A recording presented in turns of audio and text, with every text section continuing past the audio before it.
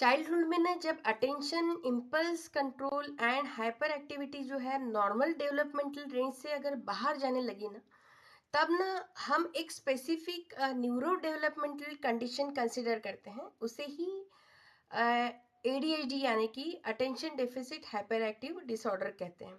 So hello everyone, I am Amita Dubey, registered psychotherapist, counsellor and a psychologist. आज हम ADHD को एक बिहेवियरल प्रॉब्लम नहीं बल्कि ना एक ब्रेन बेस्ड कंडीशन के रूप में ना समझेंगे, ताकि हर पेरेंट, हर टीचर एंड हर केयर गिवर ना एक इन्फॉर्म्ड, एम्पैथेटिक एंड बैलेंस्ड जो रिस्पॉन्स दे सके बच्चों के लिए। बहुत इम्पॉर्टेंट है ये। सो आइए देखते हैं कि एडीएचडी के जो कोर एरियाज कैसे अफेक्ट होते हैं। एडीएचडी जो है ये 3 प्राइमरी डोमेन्स को इम्पैक्ट करता है। तो फर्स्ट है उसमें अटेंशन रेगुलेशन। यहाँ ना बच्चा जो होता है वो डिस्ट्रैक्शन को फिल्टर नहीं कर पाता है। बैकग्राउंड नॉइज, विजुअल जो मूवमेंट्स होती है आजू बाजू, इवन स्मॉल थॉट्स भी जो है सब इक्वली इम्पोर्टेंट लगते हैं उसे। इसलिए ना जो अटेंशन शॉर्ट बर्स्ट में आता है, सस्टेन फॉर्म में नहीं। सो जो इम्पल्स कंट्रोल जो इम्पल्सिविटी जो है का मतलब बदतमीजी नहीं होता है, वो बहुत ही बच्चे के लिए बहुत ही हर्टिंग सा होता है उनको इस तरह से समझना। ये ब्रेन के जो फ्रंटल लोब नेटवर्क को, रिस्पॉन्स को पॉज करने में ना स्ट्रगल करते हैं। उन्हें बहुत दिक्कत आती है। बच्चा पहले ही एक्ट करता है और बाद में वो थिंक करता है, सोचता है उस पर, क्योंकि ना नॉट ये इंटेंशनली नहीं करता है, बट ना न्यूरोलॉजिकली उससे ये हैपन वो करने लगता है। तो हाइपर एक्टिविटी बस एक फिजिकल मूवमेंट नहीं होती है, ये ना कभी कभी ब्रेन की, दिमाग की हाइपर एक्टिविटी है, ज़्यादा पेनफुल होती है ये। उन्हें बहुत तकलीफ होती है बच्चों को। सो एडीएचडी वाले, सो ओवर थिंकिंग होती है इसमें, रेसिंग थॉट्स इनके चलते हैं बहुत ज़्यादा, इंटरनल रेस्टलेसनेस इनका इंक्रीज होता है, बढ़ जाता है। तो आइए समझते हैं कि पेरेंट्स को सिर्फ हरकतें ही क्यों दिखती हैं, पर ना उसके पीछे का पेन वो समझ नहीं पाते हैं। बहुत पेरेंट्स को कंप्लेंट रहती है, ध्यान नहीं देता है, जबकि वो हकीकत में चाहते नहीं है ऐसा करना, लेकिन उनको बहुत इरिटेशन होता है।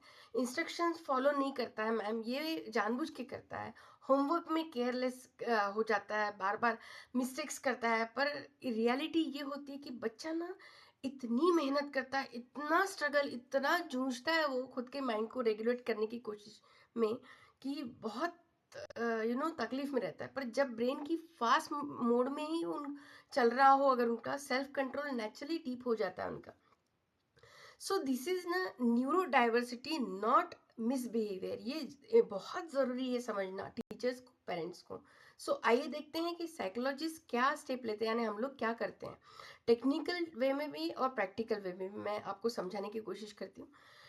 कॉम्प्रहेंसिव जो क्लिनिकल असेसमेंट होती है इसमें, इसके बाद में बिहेवियरल चेकलिस्ट होती है, क्या बिहेवियर पैटर्न रहता है स्कूल में, आजू बाजू सब जगह।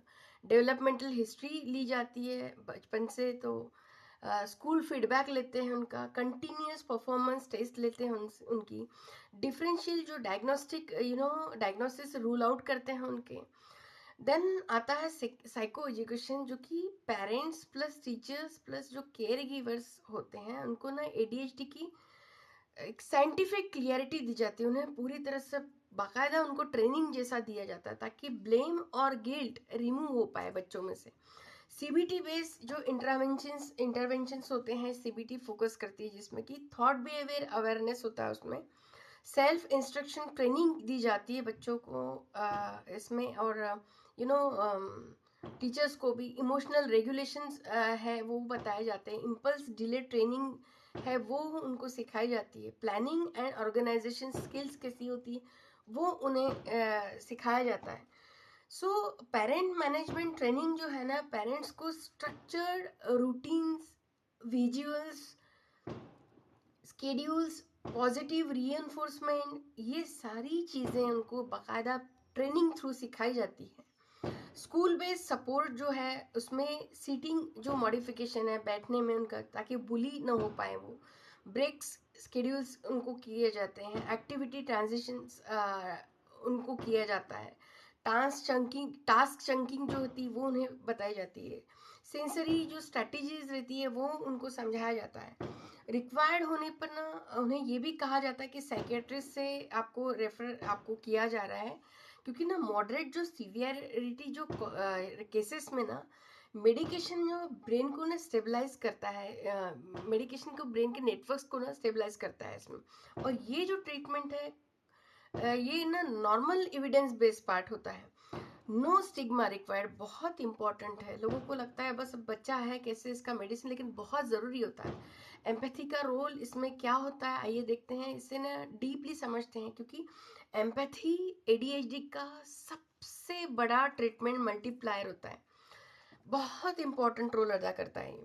सो टीचर्स थोड़ा सा पेशेंस, थोड़ा सा ना स्ट्रक्चर्ड और थोड़ा अंडरस्टैंडिंग अगर ऐड करते हैं अपने नॉलेज में या बताने में बच्चे के साथ में, तो आपका जो बच्चा है ना शेम से कॉन्फिडेंस में शिफ्ट करता है। एडीएचडी का जो ब्रेन है ना वो स्लो लर्नर नहीं होता है, डिफरेंट लर्नर होता है, वो डिफरेंट मोड में वो काम करता है। और डिफरेंस को समझना जो है ही थेरेपी का ना फर्स्ट स्टेप होता है। सो आप सभी को ना एक एक अवेयरनेस मैसेज में देना चाहूँगी, बहुत ज़रूरी है वो।